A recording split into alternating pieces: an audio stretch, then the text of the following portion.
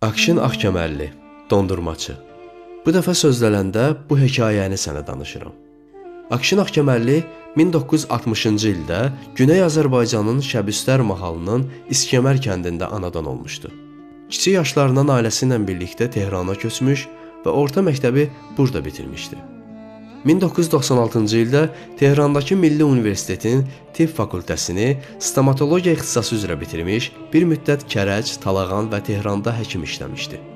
Bədii yaradıcılığa orta məktəb illərində farsça yazdığı şeir və hekayələrlə başlayıb. Bakıda və Tehranda yayımlanan Kibritçi qız, Dondurmaçı, Bizi yaşadan tarix, Öptüm Arazı kimi şeir və hekayələr kitablarının müəllifidir.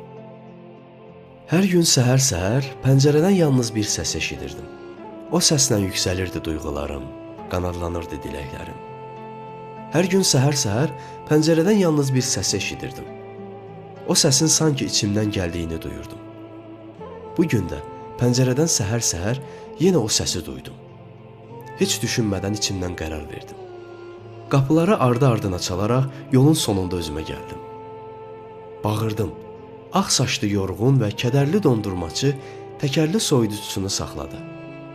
Mənsə ona yaxınlaşıb bir dondurma istədim. Dondurmanı mənə sarı uzatdı. Bir an nədənsə onun üzgün baxışlarında dağ yanar oldu. Gözlərində dəniz dalğalanıb tufan oldu. Yerin çəkə bilmədiyi qədər ağır oldu. Bir ah qədər yox, bir toz kimi uçan oldu. Dondurmaçı dondurma satdığını çoxdan unutmuşdu. Şəhərin gürültüsünü, insanların ruhsuz fəryadını, bütün keçmişini, gələcəyini çoxdan unutmuşdu. Bir an özünə gəldi. Bir söz demək üçün adımı soruşdu. Mən udquna-udquna baxışlarımı yerə dikdim. Bütün vücudumla, bütün varlığımla içimdən qopan bir səsin hayqırmaq istəməyinə baxmayaraq, dodaqlarımda yalnız bu sözlər canlandı. Günel deyib durdum.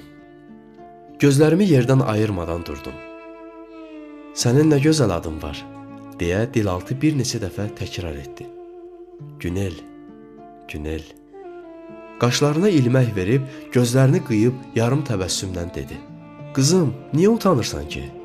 Bilirsənmi, sən olmasan həyatın heç anlamı da olmaz. Görünür bu gözəl adı sənə atan verib. Dondurmaçı sonunda bir təbəssüm etdi. Pulunu almadan sürətlə uzaqlaşdı. O arxasına baxmadan uzaqlaşdı. Mənsə yavaş-yavaş özümü toparlayıb fikrə daldım. Bu adı mənə atamın qoyduğunu o hardan bilirdi? Dönə-dönə düşündüm. İndiyə qədər bu sözü kimsə mənə söyləməmişdi. Ah, atam, atam. Onun sözü ürəyimin canı oldu. Mənasız həyatın adı oldu. Ayrılığın dadı oldu. Yalnız onu düşündüm, duydum. Düşündüm ki, mən onu hardasa görmüşəm. Durmadan evə tərəf qaçdım. Pillələrlə yuxarı dırmandım. Otaq sanki bir qəfəs idi. Pəncərəni açdım. Havanı udum-udum utdum. Saçlarımı oxşayan yeldə ata məhəbbəti, ata həsrəti duydum. Əski paltar şkafını alt-üst edərkən gəlinciyimin qolu əlimə sataşdı. Gəlinci gözlərini açıb mənə baxdı.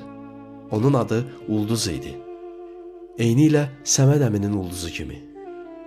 Anamın albomunu həyəcan dolu sükut içində varaqladım.